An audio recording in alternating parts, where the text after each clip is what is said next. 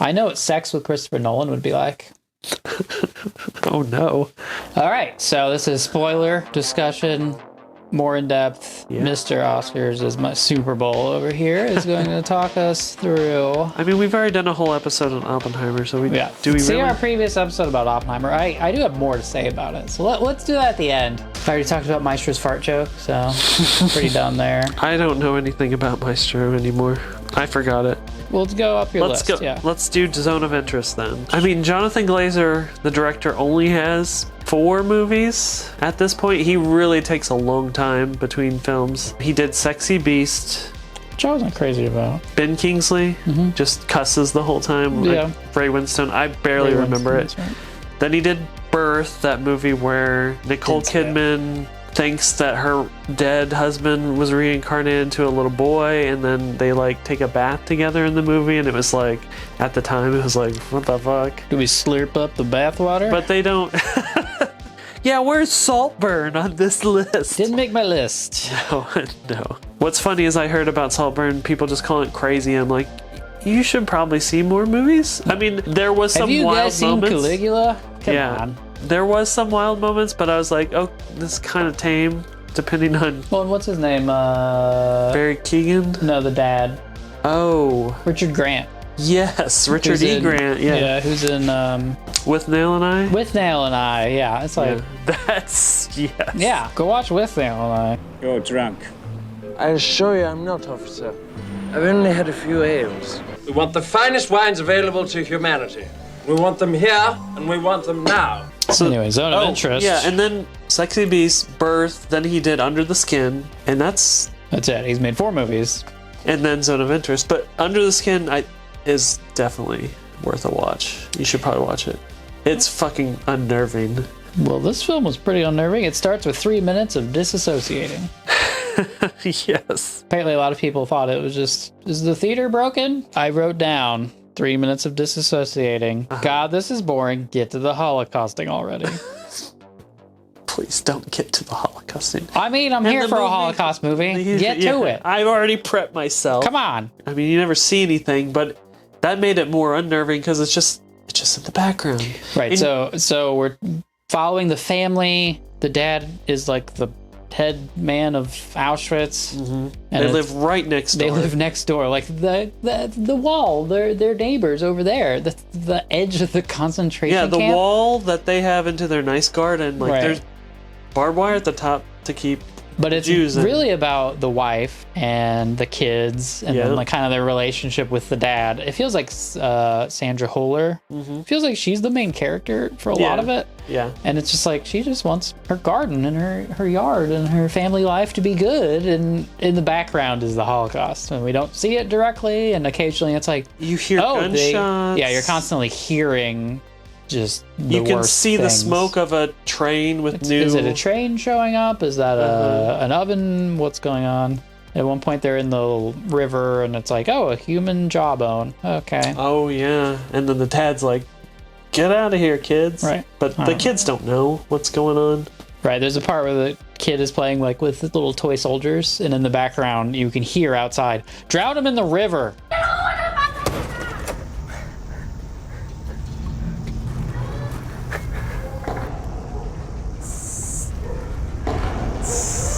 Sound design is just, it gets under your skin. Right. And, so it's about... Under the Skin. Good movie. It's about the Holocaust, but it's happening in the background, and we're really watching the just mundane, like, not even drama, just this family, and like, oh, the husband's getting transferred, and she's like, I don't want to move. I want to stay with, I got a good flower bed. I like really this pissed off that I don't want to move to the city. And he has a mistress, but it's never... I know that it's a mistress. I think he's just banging women from the camp. Oh, I didn't know what... Or something. Well, because they have like servants that aren't in the camp, but it's like these are just, those servants I think they're also Jews? I think they're just Polish. Oh. Maybe they're just like slaves to them essentially. I wondered if, and I don't know a ton about it anymore, but you've forgotten a lot about the Holocaust? Yeah, or repressed it. I wondered if their servants were Jewish people. Kind of like Uncle Tom's in slavery era. Like they collaborators. Collaborators, and they get to live. They get it. And serve I think they're just Poles. their oppressors. I think that's what that was. Okay. There's a great line where Sandra Holler says to her, Wenn ich wollte, würde mein Mann deine Asche sofort über den Feldern von Barbie zu verstreuen. I could have my husband spread your ashes in this field. Yeah. It's like, oh, okay. That's when I was like, oh, that's who they are. That's why there's some amount of like, do they know what's happening? Like, they know they're in a camp, but they really know what's happening in there. I was like, oh, no, I wrote it 40 minutes in that it was like a Wes Anderson Holocaust movie. It's kind of when they're looking at the garden. There's kind of a truck shot and a... Oh, and what... It's just, we should talk about the ending then, too. That weird time leap to the museum. Where people are, again, just going about their jobs, being custodians at the Auschwitz Museum with there's piles of shoes and clothes, and I don't know what happens. He tries to vomit, but can't. Oh, yeah, but then he does, too. I don't know what happened there. Like, did he see something of the future and he gets sick about it, what he's doing, or I don't know. Yeah, so it's a good I think thought. I think he's kind of envisioning, somebody later is going to look back on what I've done, and maybe he didn't really seem to have a conscience at any other point. It does kind of come out of nowhere, but it's like, I don't think it's just an editing. Well, look, also at this. It's like, no, I think it's supposed to be what he's thinking. Yeah, and that hallway shot is very cool. And I guess this is really about Israel. Maybe some people are saying this is really about modern times, industrial one of my murder machines. I can't really say it's a favorite scene, but one of the most interesting scenes. What was your favorite scene in the Holocaust film? Well, I do have a question about another scene, a couple scenes, but what you thought, because I don't really know what to make of it, what it even meant. But the infrared. Yes. What was that about? She was hiding. Was she hiding food? Yeah. So there's scenes where it's an infrared, like black and white heat. A girl who is, I think, just a Polish girl from the city, and she's sneaking into, because the Holocaust camp Jews or whatever, they're doing like manual labor. They're like doing stuff in fields. They're like mining. I don't know what all they're doing. Yeah. But she's sneaking into like where, not into the camp, but like where they're doing manual labor and hiding like apples, I think. Right. Hiding food for them to find. But it's all shot in infrared where she's like glowing, and it reminds you of not Shawshank, Schindler's List. Oh yeah. Where the only color is the like red for the little girls. Yeah. It's kind of like that. It's the only good thing you see in the film. Everything else is people holocausting, and this is someone helping, and it has to happen in darkness. It has to happen where no one can see it, and you can only see this warmth. If you have a special camera, that's a metaphor. Special cameras are metaphors. I feel like that was funnier and weird.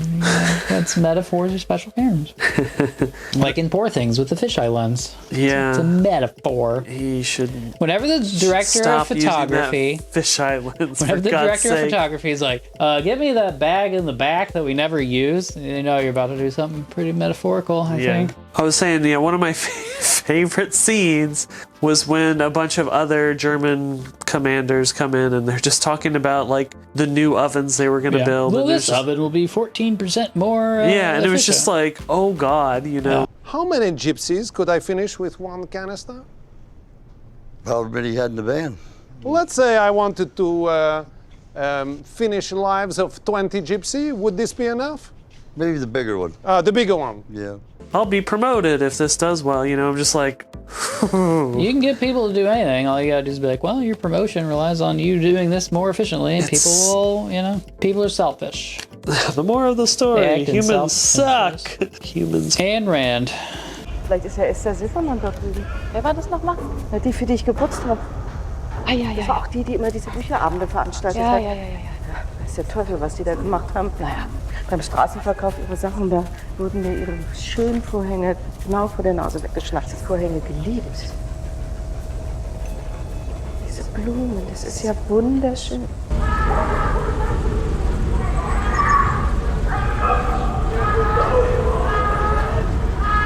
Sure. What's next? American Fiction. We can talk more about that. You put that way too low. I disagree. It's probably way too low.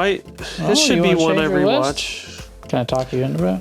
I could probably switch it with like Past Lives or something. Past Lives was boring. American Fiction was funny. I laughed out loud when they shot the unarmed black man. That's how you know it's good. When you can get laughs out of things like that. Come on. Deadbeat dads, rappers, crack. You said you wanted black stuff. That's black, right?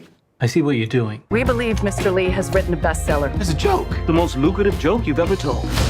Now, is Stag a pseudonym? Yeah. Mr. Lee can't use his real name. Is this based on your actual life?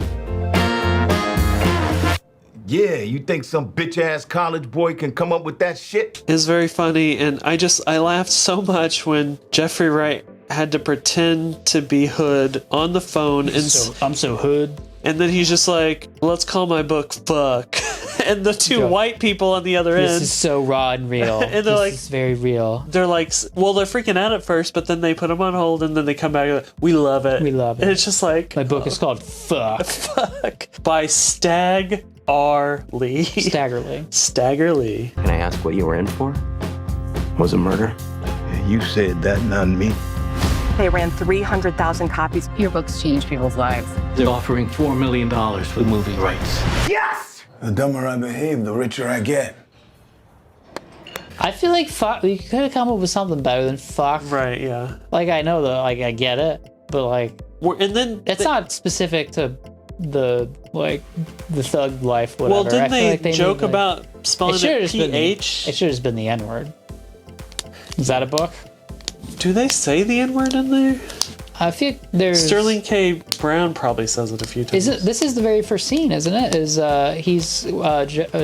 Jeffrey Wright? Jeffrey Wright is teaching a class, and he puts he writes it on the board. He writes it on the board, Uh-huh. and some like white girl is like, "I'm offended by the N-word," and he's like, "Well, you're in a college class, and you gotta fucking deal with it." And then he gets in trouble because kids these days. I love Tracy Ellis Ross, who plays his sister. Oh, and I also love Issa Rae, woman author who writes the book that he's annoyed at. But then he likes her, And then he likes her, and then they kind of team up because then they get on that literary award, some sort of award people, bullshit. Judges. And the white people are always like, this book about black experience is so real and We raw. love this book. And the two black people that are in their jury or whatever are like, this is terrible. Yeah.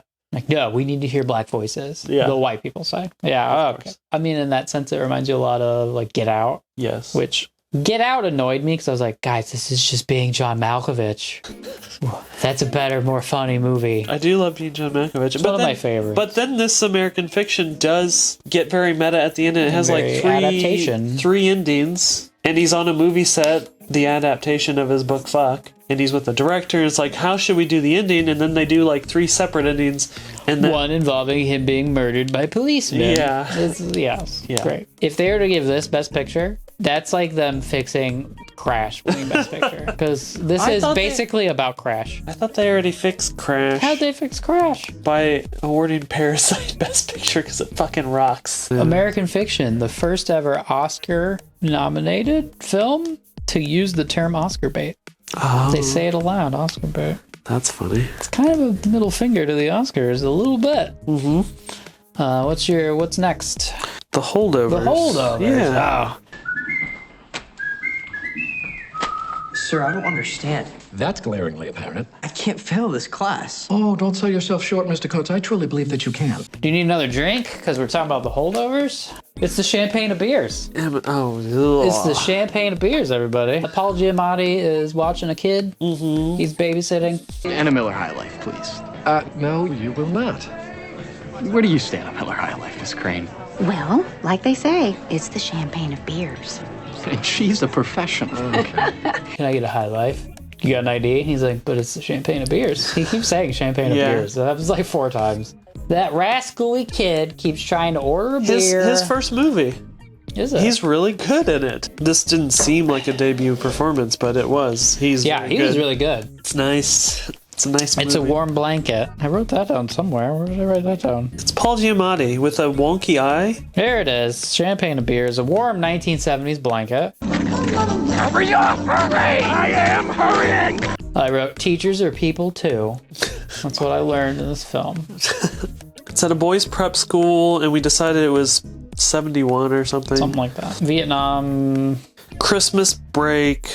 Some of them can't go home to their parents or on ski vacation, so they're the holdovers. Yeah, there's what, like three poor kids, and then there's the main character, essentially, who is a rich kid, and he's like, I'm gonna go off and go skiing in Bermuda, or whatever the fuck his vacation's supposed to be, but then he gets left. In Bermuda. He gets left there. Yeah. So he's been a dick about how, oh, you kids who don't get to go, you guys suck, I'm super rich. Mm-hmm. But then he gets stuck there anyway. And Paul Giamatti is the very grumpy professor. He's a teacher. This is like a high school, right? Yeah, he's a teacher of history, and like no one seems to like this guy. Yeah, fuck that guy. Yeah, exactly. Fuck that guy. He draws the short straw that year, and so he's babysitting essentially the kids who can't go home. And then we find out he also he has that disease where he can't. Yes. He just kind of smells like rotten fish. Rotten fish. I wrote down, they reveal that he has trimethylminaria. That's right. Trimethylminaria. They casually drop this fact 2/3 of the way through the movie, which is like, oh yeah, I smell like rotten fish because my liver doesn't make this enzyme or something. I was like, what? Wait, I understood. And no one at this point had ever said it's like, anything. You guys need to establish this fact earlier. Yeah. This dude smells like rotting fish. Especially with teenage boys. Right. Like, they would say that. I was like, I get. He's like, oh, he's a grumpy kind of old guy. He doesn't have a lady and doesn't know how to talk to women or whatever. One woman shows some slight interest in him for a minute, and he immediately discovers she has a boyfriend. And it's like, oh, that's defeating. But like, to just drop casually, oh yeah, he has this disease that makes him feel like rotting fish. Like 2/3 of the way through the movie, I was like, give me a Star Wars screen crawl at the beginning. Explain that to me. Come on. Why didn't they call this film Scent of a Woman? Parentheses. Trimethylminaria. You know what I'm saying? You know what I'm saying? Do you get that? Is that fine? I also wrote, do not challenge a teacher in front of the entire class about how their assignment is absurd. It's a bad idea. Don't challenge the teacher about it. Maybe in private later, and you go, maybe I was too. But not in front of the whole class. Yeah. Then they drink some Old Forester, I believe.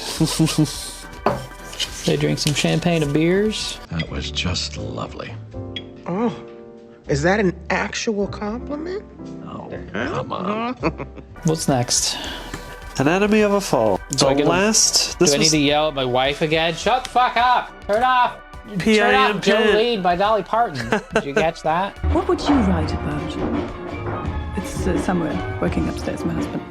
In the script, the song is Jolene by Dolly Parton, which is much more like on the nose about, because that's about don't steal my man to this other woman. So wow.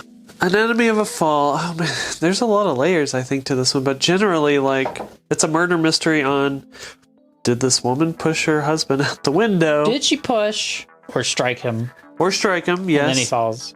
Does off he fall a balcony on accident?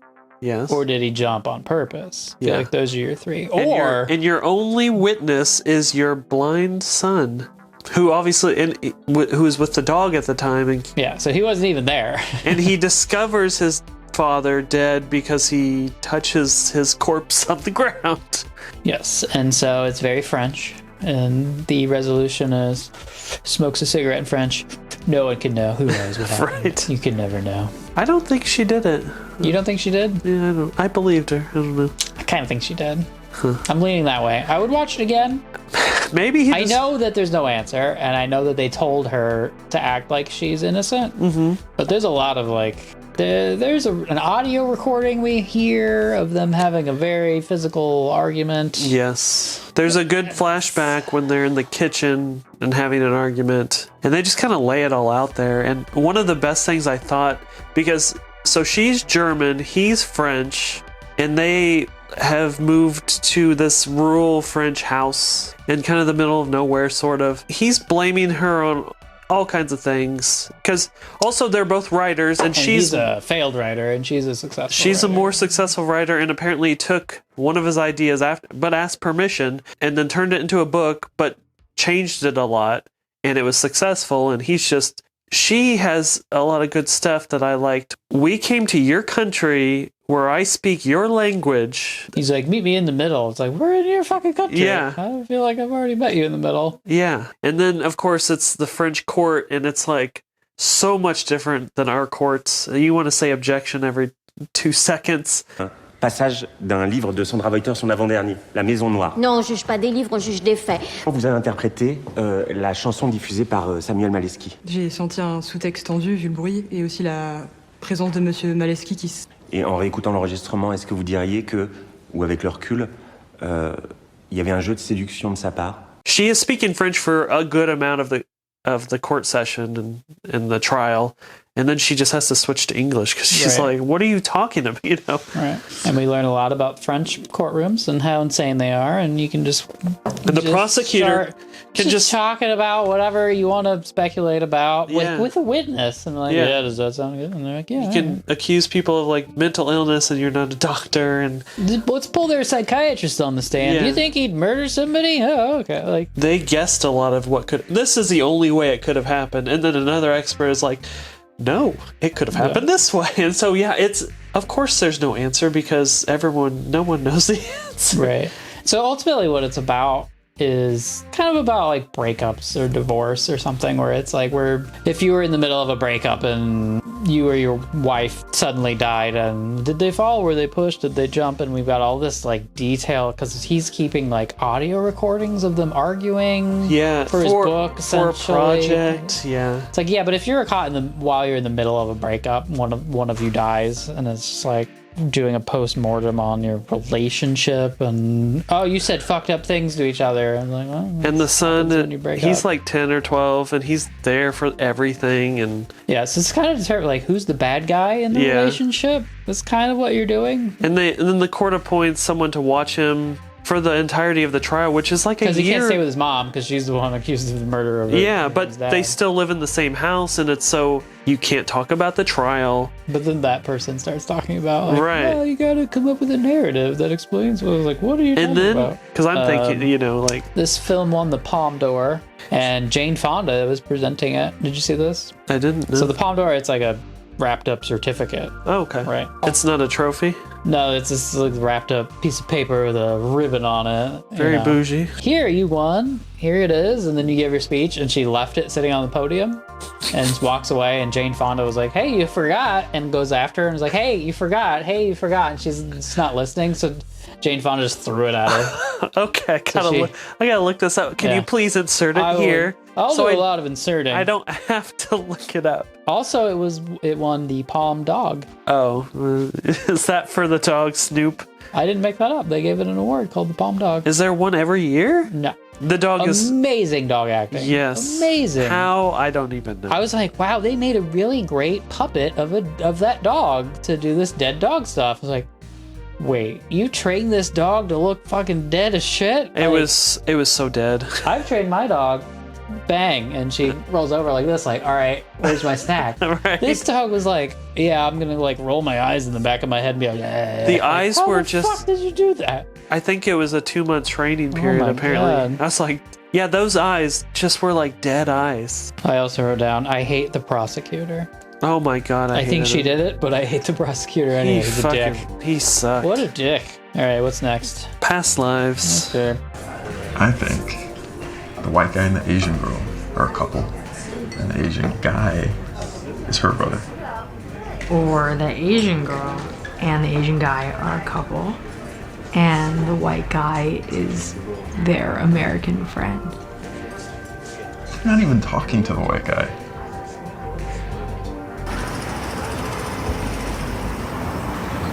Premise is we see the relationship budding between our main couple at like a writer's retreat. Wait, that's where you're starting? Oh, sorry. You see... Start over. I think this is the one I saw furthest back. All right, let me do it. I watched it like 4 days ago. Okay, yeah, there you go. So there's a Korean boy and a girl. They're like 10, and they're like have a crush on each other. It seems like they've known each other since they're just like tiny. Mm-hmm. Maybe they're like 14. I don't remember, because they're talking about like exams and like who's getting good grades. High school. But now her family's moving to America. That's okay. Yeah. So she moves to New York. So we like cut ahead like to now she's like in a like grad program for creative writing, and they reconnect just like, oh, I looked her up on Facebook or something. Well, they changed her name because she got like an Americanized name instead of her real name, and so he couldn't find her. but now he makes a post on her dad, who's a film director's Facebook page or something. I remember it was like showing us Facebook from like 2009. Yeah. And just thinking like, oh, they had to like recreate the like entire Facebook website. Yeah. Like the whole look and everything to click around on it. Yeah. So anyway, they reconnect. They haven't talked to each other since they were like 12 when she moved away, and now they're in like college, and they become like Zoom buddies, and they're like Skyping constantly, and it's like, oh, now they're definitely like falling in love, but she lives in New York and he lives in Korea, and so at some point I think she's like, we have to stop talking because it's not gonna go anywhere. And then like right after that, she meets a dude in her writers program, a Jewish New York guy, and then we cut ahead again another 14 years or whatever. He is traveling to New York. She is married to this dude, this American guy, and they're writers. They reconnect and think about the fact that if she'd have stayed in Korea, maybe they would have been married, or maybe we'd been married and divorced by now, or who knows what would have happened. And there's this running theme about, there's some Korean term about your past lives, about like, oh, we have this connection, but we aren't meant to be together, but in a past life, we were married in the 1200s or something. And her American husband is a very good sport about all this, because they reconnect and then they all go to a bar. She and him are talking in Korean because he doesn't know much English. Right. And sometimes she translates for her husband. And then sometimes gets a little too into the conversation. Yeah, and then the American husband's just kind of sitting there sometimes. Yeah. A lot of cuck stuff, basically. Yeah. Letting himself be cooked. You know, this guy's going back to Korea, so let her reconnect and think about what her life could have been like, and that's fine. Kind of a lost in translation type ending a little bit. Yeah. What if I had picked a different college to go to? I would have a completely different life and it was met different. Who knows who I would be married to? And let's turn that into a creative writing exercise. And maybe you'd be dead. Not a very complicated film, I don't think. And I don't know that I loved any elements of it, it's really. very it's paced slow, and there's a lot of minimal kind of empty spaces. I don't know. I just thought a lot about afterwards. I just like. It affected me that way. Like, yeah, what if I had... What if? 이것도 전생이라면 우리의 다음 생에서는 벌써 서로에게 다른 인연인 게 아닐까? 모르겠어. 나도. Poor Things. Poor Things, all right.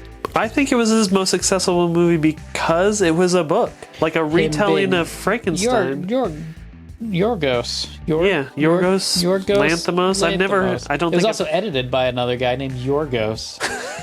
There's multiple Yorgoses involved. I think I'm going to do a full episode on Poor Things. So yeah, I'd like to watch it again. I did wonder why Emma Stone had shaved armpits. Who is shaving those armpits? Right, yeah. Interesting. Oh. It's steampunk cocaine Freud Barbie? Yeah, and I don't know why they had to include that she was pregnant and then put that baby's brain into her brain. You don't understand the premise? No, I understand why they did it, like, for the rest of the movie. Like, she was, like, walking around, like, learning things. But I was just like, what a weird thing to do, I guess. I don't know. And then that baby is, like, having sex later, you know? Maybe we'll back up and say what the movie is. Hurry up, hurry! I am hurrying! What's the movie about? Where did she come from? I shall. For it is a happy tale. It's Willem Dafoe is Dr. Frankenstein, and he has found a woman who jumped into the river and to kill herself. He can reanimate her, but her brain she's brain dead, but she was pregnant. So he takes the fetus, his brain, and puts it in the brain of an adult woman. And so you have a fetus brain and an adult Emma Stone. And she's just learning how to walk, how to So at the very beginning, we're in the perspective of the assistant he hires. At first, you're like, he's just doing experiments and the lobotomizing and who knows what's going on. But it's like, oh, she's learning and she's growing. And so we very quickly go through a bunch of stages of like, oh, this is what a 16-month-old is into. And Yeah. Emma Stone's acting as a toddler is just great. Like, the way she claps and the way she'll like just tromp around a room. I was like, this is such great little kid acting. Yeah. I don't have kids. You have kids. I laughed a lot, yeah. It was hilarious. She must have been accelerated then, I guess. Yes, that's the only way. The movie seems like it takes maybe a year, a couple years, and she goes from like 16-month-old mentally to like a 30-year-old, or 20, like medical school is by the end. So she's very obviously advancing faster than, if you do the math, she's a 2-year-old brain by the end. It doesn't make any sense. This is a very fantastical steampunk. Who knows when it's really set. It is the goal of all to progress, grow. A woman plotting her course to freedom. How delightful.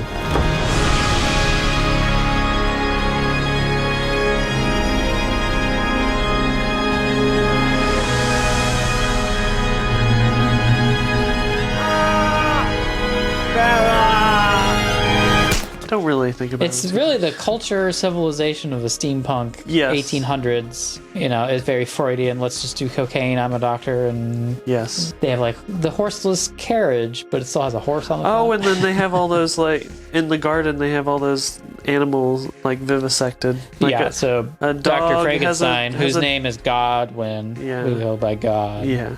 This dog has duck feet or something. Right. So ultimately, it's about Emma Stone being a baby's brain in an adult body. Quickly advances though to like teenage years, and then being liberated. Right. And so it's just a lot of sex and a lot of nudity and a lot of like, it's just hilarious. It's just so fun. I laughed easily more than anything here except American Fiction maybe, but I laughed more than American Fiction and Barbie. Most of this. Yeah. Like, for example, they take her, Mark Ruffalo's character takes her, he doesn't know what she is. Just thinks she's like a free spirit. Because at this point, she's like 15 maybe-ish.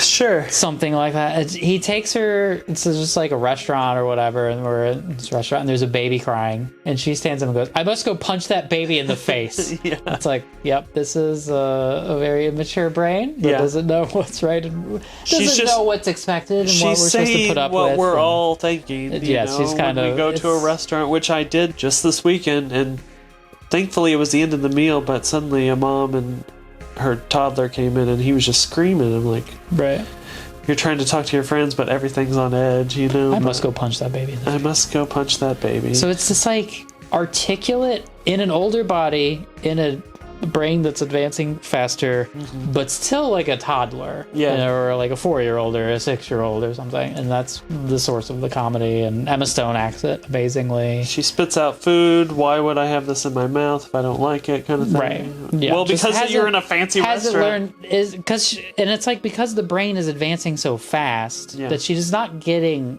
the like breadth of experience. But it's like, oh, she's sophisticated, but doesn't know from years and years of what manners are, what you're supposed to do. So she's saying it's the id of a 4-year-old. A lot of backlash, people being like, that's sex with a toddler's brain. And it's like, this is also a weird steampunk. The brain is aging faster. It's not really. There's animals that are other animals. Are we really? And they're like accusations that it's like promoting pedophilia. And I'm like, what promotes pedophilia? Facebook. Pedophiles don't need to watch this weird art movie. They'll just go look at Facebook. That was uncomfortable. A lot of great quotes. After having sex the first time, she says, why don't people do this all the time? She grabbed my hairy business, which was not her, it was the maids of the about her. The old lady said, oh, I never imagined being murdered. And she's just like entertained by, oh, you're going to murder me. I like that old lady. She's funny on the boat. And then when Emma Stone figures out what a marriage proposal means, really, she says, so you wish to marry me or kill me? And he's like, no, but I mean, I guess. Like, essentially, yeah. So I loved it. All the like... There's a scene where she discovers what slavery is and has a breakdown. A lot of scenes of discovery, various things. And I did feel a couple of times I was like, I don't know where this is going to go next, and this could fall off the rails. Yeah. And it kept staying on the rails. And even the third act, I've seen some people say the third act, when her husband shows back up, that they didn't like that. I was like, I think that's still great. It was like, it's of course heightened reality. Yeah. Like, of how insanely crazy this dude is. Mm-hmm. And then the very ending, great. I don't even want to spoil it. Yeah, it's set up. I like the absolutely ending. Set up earlier. There's no reason this is like coming out. It's like, no, that makes perfect sense. Yeah. I had thought of it. I smiled a lot when the credits rolled because I was happy with the ending so much. And it's such a happy ending. Yeah. A weird happy ending. It really just made me think like being John Malkovich in a lot of ways there. It's Barbie meets being John Malkovich. How about that? What do we think of that? Is that pretty good? Yeah, that's pretty good. I must go punch that baby. All right, what's next? Killers of the Flower Moon. Okay. Sent down from Washington, D.C. to see about these murders. See what about them? See who's doing it.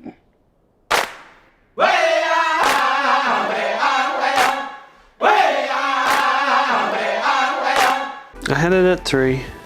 I wasn't crazy about it. So, what's it living up to the hype for you that not for me? Well, I mean, substitute any question you want and elaborate.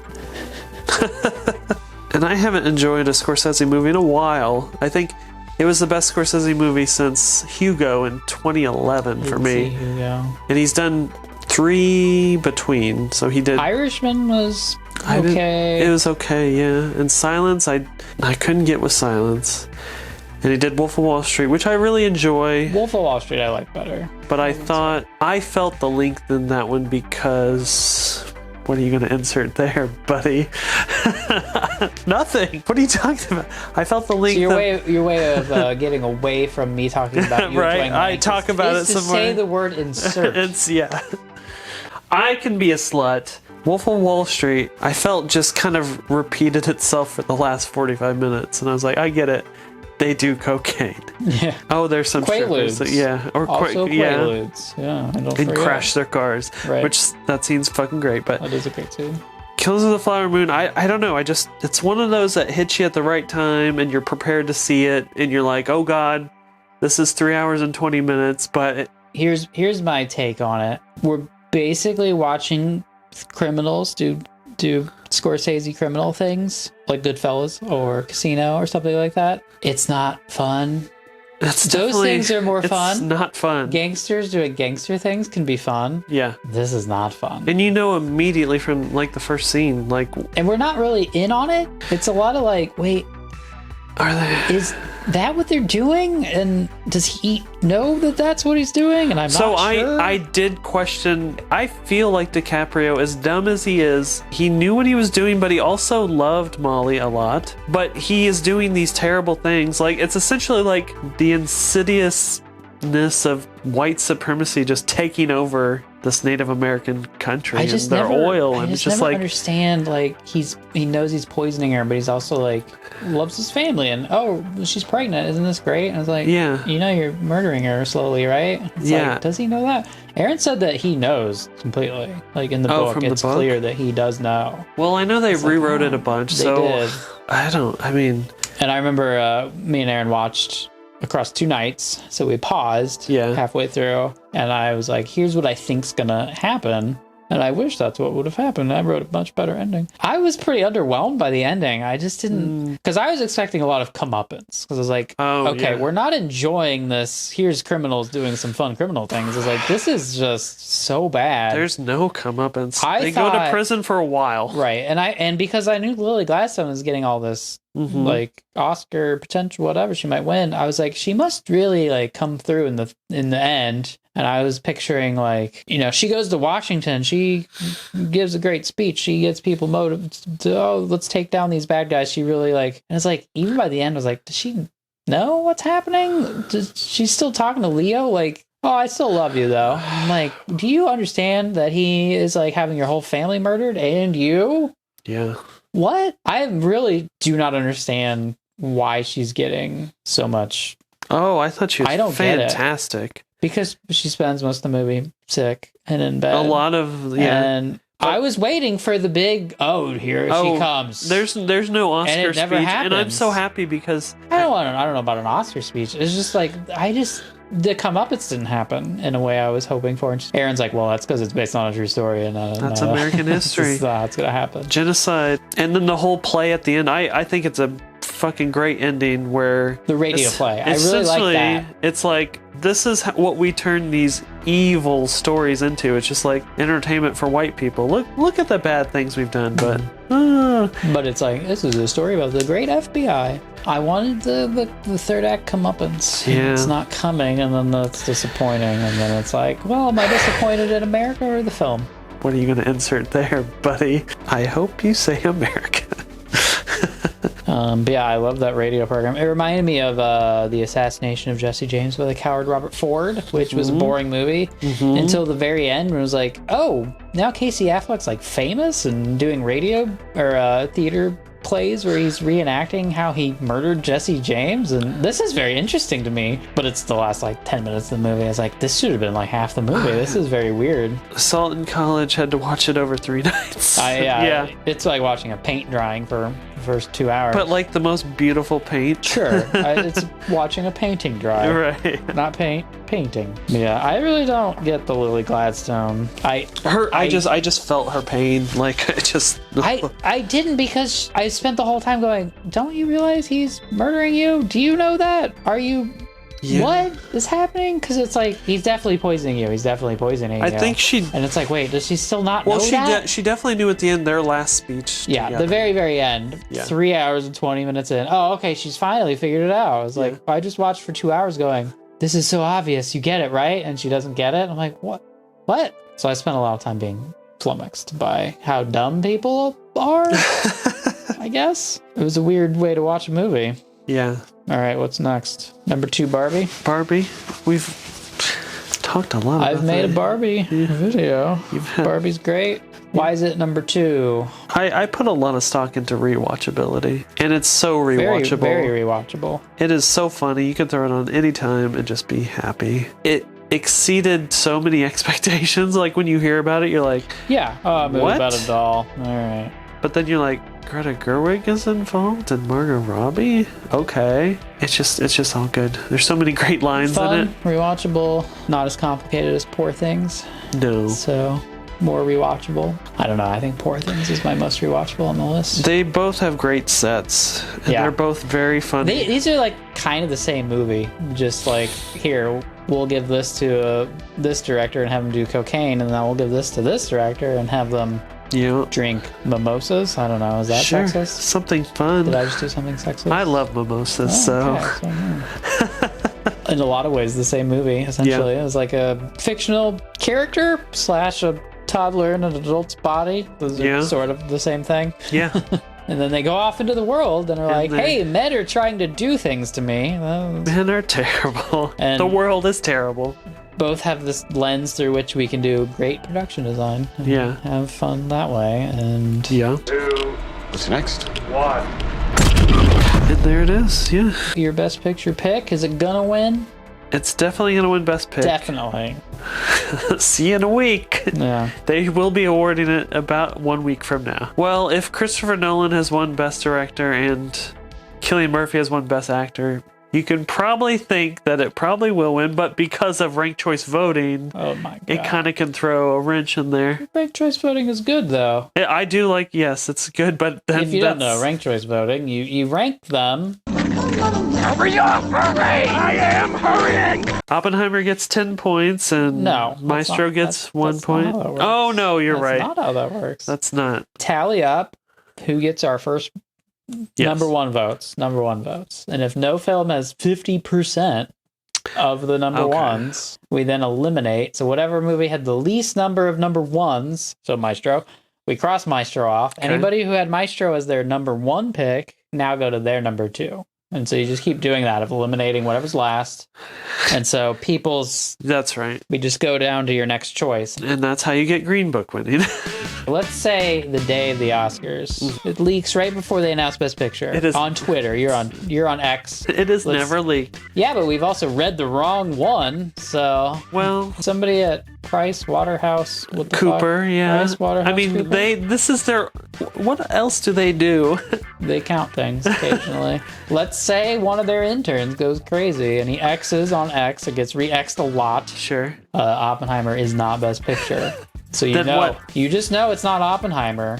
Then what would I pick? What are you expecting? What's the next one? If Oppenheimer didn't win Best Picture, I would think that Barbie, randomly, or The Holdovers. Really? Holdovers? And I don't know the membership of the Academy. I know they're getting younger and, you know. International is the thing they say now. It's an international body. We're very international. I just think that Holdovers is just one of those movies that is such an easy film to like, and it makes you feel good. Good morning. Merry Christmas. Yeah, Merry Christmas, of course. How are you? Well, I got a case of the cocktail flu. Do you think it's going to go to like a lot of warm blankets, put Holdovers at like 2 or 3, and then somehow wins it? I would just really hope it would be Poor Things. I could also see American Fiction. I could never see that one. I could see Barbie. Yeah. Getting there. But that's really it on this list, I feel like. I think Zone of Interest will be a lot of people's either high or at the bottom. The Holocaust movie could sneak in there, sure. It holds the audience. That was a big pump. It holds the audience back so far that it's not. I just don't ever see it winning. So if it's not Oppenheimer, I say Barbie or The Holdovers. Barbie Holdovers. Oh my gosh. And I don't think the Academy gets it right very often. And they don't, because it's not like a group of 10 people doing this every year. Is everyone. It's thousands of people. Yeah, it's thousands of people. And I know they don't think about how it's going to look in the future, which is why the King's Speech won instead of like Social Network, which is way more prescient. Green, like I always come back to Green Book because it's more recent. Or even like Coda, which is a very nice movie. But that year was a bad year for, you know. Well, that was like COVID. It was COVID year, yeah. I didn't like hardly any of those There wasn't any movies. Top Guns to vote for, so we were ready to move on. I know what Sex with Christopher Nolan would be like. Oh, no. It's Everything Everywhere All at Once. I wrote down, get ready, it's like he's hooking car batteries up to your nipples while biting you on the clitoris and dripping candle wax on your taint and blasting Barry White over 19 subwoofers and shaking the whole neighborhood. Man, someone really doesn't like it. Thoughts? Literally, it's broken. It's like when they release a game and they're like, "Oh, we're bad. That video game needs so many patches because there's so many bugs." Yeah, that's what I feel like. In a year, after they patch it up a little bit, it'll be a watchable movie. Once they change the sound so it's more equal across. And it's nominated for Best Sound Design, which is like stab those people in the eardrums. I don't understand what they're thinking. I rewatched Oppenheimer the other day with subtitles on. Okay. With the volume turned down, so I wasn't being assaulted. And I still felt assaulted. It still is like shockingly loud, and it's just, oh my God. Which is why it's not even on my top list, because I feel like the sound design is so bad, it's a broken film. It is not we need a recall. It's so bad. I don't understand. I don't know. It's just so incredibly fucking loud, and then like the way it'll edit and makes me feel like I have epilepsy. That's what that movie does.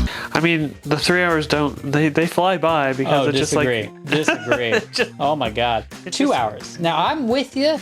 First like 90 minutes, this is good. Yeah. And I'm looking forward to more, like some of the stuff where he's like envisioning an atom and stuff like that. I was like, yeah, this is kind of reminding me of like Cosmos, the new Neil deGrasse Tyson one, where it's like, oh, let's look at this scientist and how he's envisioning this. Great visuals for that. And he's thinking about black holes and all that. Yeah. And then the science completely stops. Before the Manhattan Project, I might add. We don't learn anything about science there. Not much. And then we spend the last hour of the film worrying about whether or not some guy who's not in the Manhattan Project and is not J. Robert Oppenheimer, whether or not he gets confirmed as Commerce Secretary or Energy Secretary or whatever that is. Strauss, yeah. And I don't care. I still don't care. It's a very strange... I don't understand why that's so important. Yeah.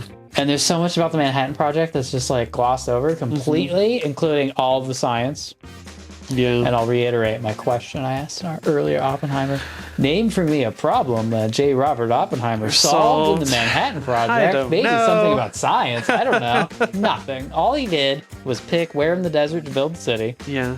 And then talk to communists a lot. That's what he did, I guess. He's a good delegator. That's what we're doing, huh? Yeah. It's like, let's make a movie about the making of Star Wars. Great visionary man, right? And then we've got Harrison Ford and Carrie Fisher and Peter Cushing and Alec Guinness, and they're doing great. Oh, there's ILM, the guys at ILM doing the science, the nerd science stuff that makes this amazing movie possible. But the movie's about Gary Kurtz sitting in the offices in a studio figuring out who to delegate to and where to put the money. Let's make a movie about the producer. That's what Oppenheimer makes me think about. Your reaction to me being an asshole. I don't know. I think expectations ruined it for you. Like, most of your complaints about the movie, what it wasn't, instead of like judging by what it was. Well, what it was all these Robert things Downey that it wasn't. Jr. be the commerce secretary? Yeah. I don't care. Why should I care about that? I don't know. What did he say to Einstein? Oh, he didn't. Oh, they must be talking about me. And you're like, you're not that important, man. And he thinks he is. Like, that's compelling, I thought. A good little human For 3 story. hours. Well, it wasn't. I mean, Poor Things does it better like 9 different times about how men are dumb that way. Men are so dumb. I can be a slut. There's no sex in Oppenheimer. Sex with Christopher Nolan. Wait. I know what sex with Christopher Nolan's like.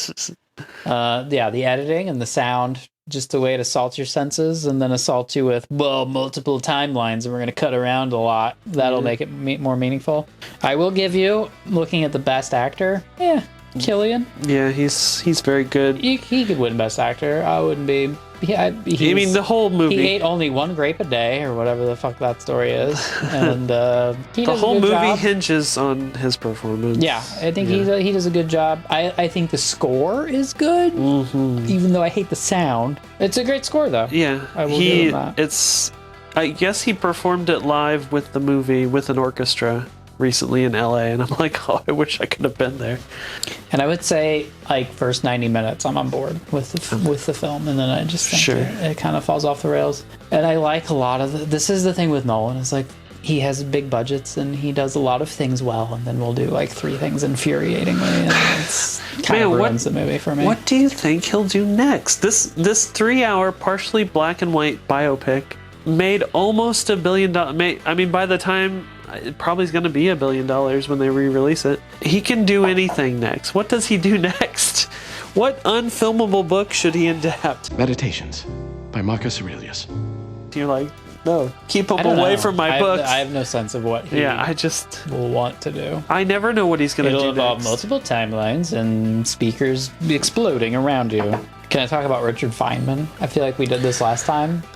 And since then, I've reread both of Richard Feynman's books, and then Freakonomics podcast did a 3-part series on him. Oh. I'm immersed in Richard Feynman at the moment. In the 80s, when he was like dying, he went to, there's like an institute in California for like psychedelic research. And he's like, well, I never wanted to do these because my brain's my best attribute and I didn't want to fuck it up, but I'm dying anyway.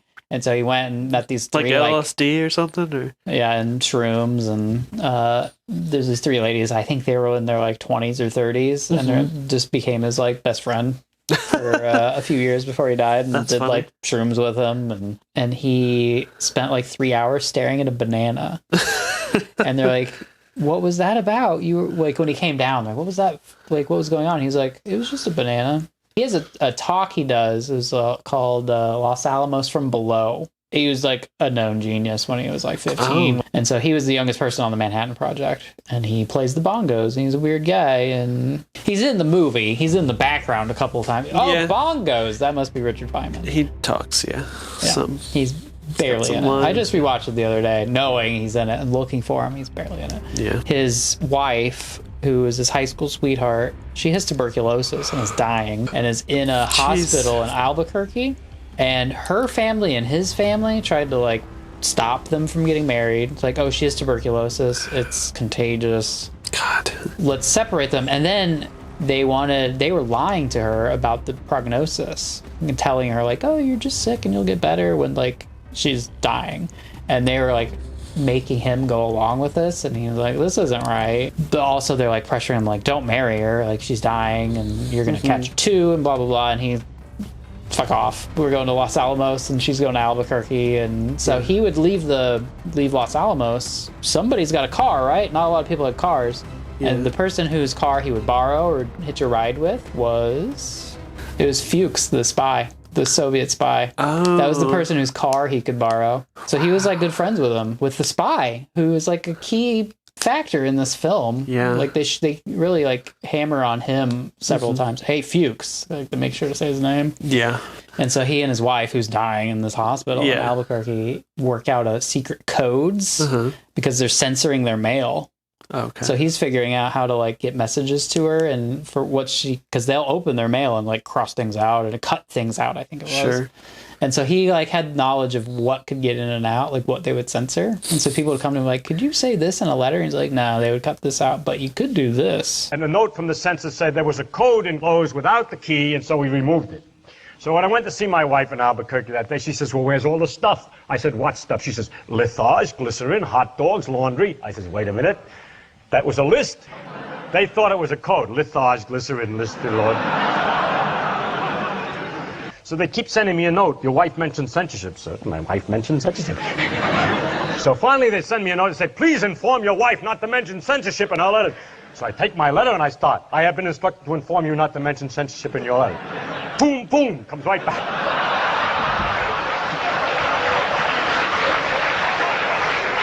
So I write, I have been instructed to inform her not to mention censorship. How in the heck am I going to do it? Furthermore, why do I have to instruct her not to mention censorship? You're keeping something from me? It's very interesting. The censor himself has to tell me to tell my wife, not to tell me that she's... Man, there should be a Feynman And I feel like, it's biopic. like this fits right in, right? Compartmentalization. Yeah. We talk about that in the film a lot, Yes, right? This is a yes. very big contentious point about every little department what? only knows their own thing. Yeah. So Feynman gets sent to Oak Ridge, Tennessee, where they're refining the uranium. Sure. You get mountains of uranium. You do stuff to it, and you get tiny little marble. uranium-235, which is what you need for the bomb, and mountains of the depleted 238. They at Oak Ridge didn't understand really what they were doing. They knew, like, we're separating these isotopes, and so this goes in this pile and this goes in this slag dump over here. Sure. So he shows up and they're like giving him a tour of what's going on, and they are just piling up the U-235 they're refining. Now, if you make a pile of U-235, you're making a bomb. Yeah. And they don't understand this because of the compartmentalization. They don't really know what they're doing. And it was something, there's some detail in there about like, well, they're keeping it in like barrels with water in it or something, but like the fact that it's water does like a neutron moderation thing or something, it makes it like more explosive than it would be otherwise. So anyway, they basically are assembling a dirty bomb, but don't realize it because they don't really know what they're doing. And this is the result of the compartmentalization, the hammering. And no one died miraculously? Yeah, because he figures it out. It's like, wait, so you're just going to keep piling all of that 235 you make over here in these whatever? And they're like, yeah, what's wrong with that? And I'm like, do you know what you're making? Do you know what you're doing? Maybe we tell them a little more information about what they're doing so they don't turn Oak Ridge, Tennessee into a dirty bomb. Into a hole. Whoops. Feynman gets sent there because I think Oppenheimer was sick, or somebody who was more senior was sick. Yeah. And so they're like, well, I'll send him. And he's like, I'm like 24 and I'm showing up on behalf of the Manhattan Project, telling them what to do. Like, they're not going to believe me. Well, I want you to make sure that these people are at the meeting, that you tell them the safety problem, that they really understand they're in charge of.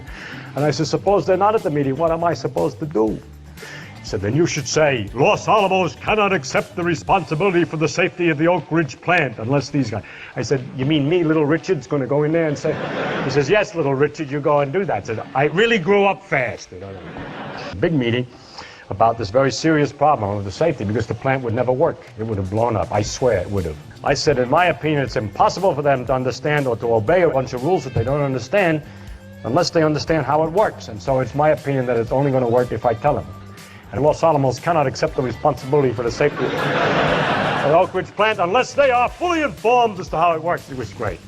So I sat down and I told him all about neutrons, how they work, that too many neutrons together, you got to keep the material apart. Cadmium absorbs them, slow neutrons are more effective than fast neutrons, yak. All stuff which was elementary primer stuff at Los Alamos. But they had never heard of any of it. So I turned out to be a tremendous genius to them. I was a god coming down from the sky with all that. He's like, they're not going to believe it. It's a very imposter syndrome thing. Sure. He loves like picking locks and figuring out how safes work and little details like that. And so everyone at Los Alamos has a safe in their office. Yeah. Because of all the security stuff. Matt Damon, Casey Affleck's going to torture you if you talk to the Soviet spy who is helping you. Yeah, Boris Pash. Ugh, so the security stuff is very important. Scene. Right. Interrogate them in the Russian way, I think, as well. Right, yeah. He's interested in locks and all that kind of stuff. So he realizes, when you open your safe, you put in your 3 numbers, you're supposed to twist it a bunch, not leave it on whatever the last number was, right? But no one does that. Yeah. So all you got to do is hang out and see, well, that's the last number. Yeah. So he starts keeping these records. He has records on the last, whatever the last number is. So that's the 3rd number. He discovers then that, well, if it's been opened, it's sitting there open, and it's on the 3rd digit. If you twist it back, you can feel a click at the 2nd digit. Wow. If you haven't cleared it, which everyone's supposed to do, but no one does, you can feel back to the 2nd digit. So you've got 2 now. You now have the 2nd number and the 3rd number. He also discovers that they're not that precise. So even though it's 0 to 100, if you're within a few numbers, if you're within 5, if it's 2, well, 0 or 5. Like our old high school lockers, probably. Right. So he's like, okay, so all you have to do now, if you know the 2nd number and the 3rd number, is try. I guess if they go to 100, you only have to try like 20 numbers. Sure. So 20 combinations and you're in. Wow. Of course, so you have to surreptitiously get the 2nd number by twisting the knob. You go in someone's office, hey, what's going on over there? And just kind of twist it. Yeah. He became known, and people would forget their combination or whatever, and they'd be like, Feynman can do it. And so he would go and pretend to be cracking the safe. Because really, he's just putting in 20 numbers and he's done in 3 minutes. Yeah. And so he would pretend to do it, or he'd knock on it. He'd put on a show about what he's doing and then figure it out. So there was some big colonel, some big military person who was there. Everybody else is physicists, right? Yeah. I don't think it was Matt Damon. Yeah, I forget it. Leslie Groves. I don't think it was him, but some big shot. When they're building this building, they had to put in special supports to reinforce this one area of the building. Like, what are they doing? Like, why are they putting all that in? It's because he has the biggest possible safe. the most expensive, weighs 40 tons.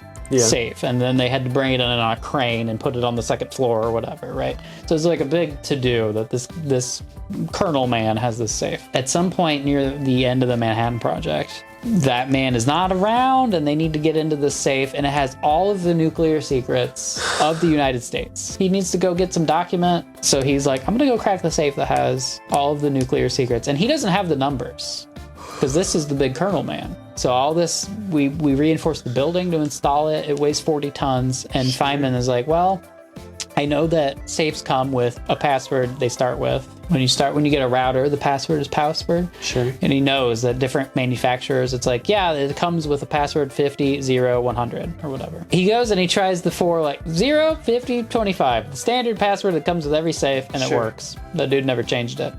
They went through all that effort to give him the most expensive 40-ton safe, and he never changed it from the factory password. And that's how he hacked the safe containing the most valuable safe cracking in the history of humankind. All of America's nuclear secrets in like 1945.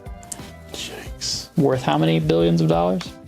Trillions. And instead, we get Robert Downey Jr.